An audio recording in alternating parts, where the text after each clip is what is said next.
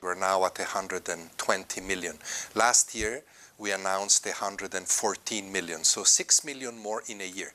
You know, some people have gone back, but very relatively few, mostly internally displaced people.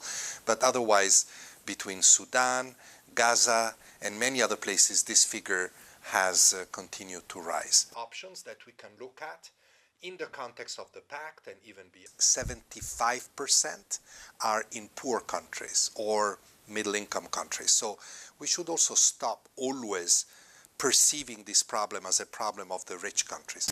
Who came into power with a very strong sort of anti-migrant stamp. Crises in Africa have been neglected, most regrettably. Perhaps there is an overall fatigue, a sense that these crises will always be there, there's nothing we can do about them. This is shameful, this is terrible.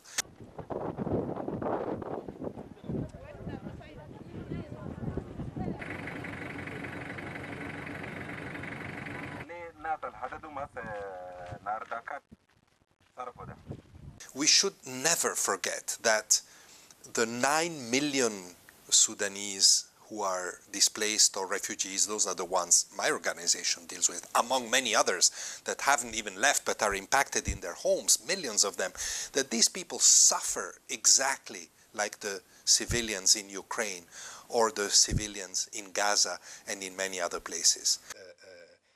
Negative in that sense, but there are many other options that... The United States faces probably the toughest, the most complex challenge at its borders of any of the rich countries.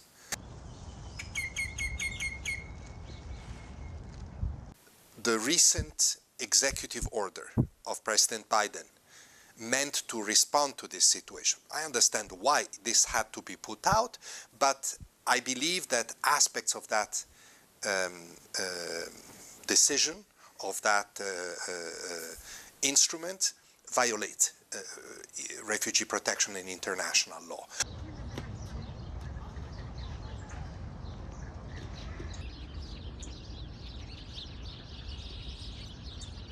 We have to balance the negative consideration regarding the executive order with the recognition that the US continues to be, in the global north, let's say, the most engaged country.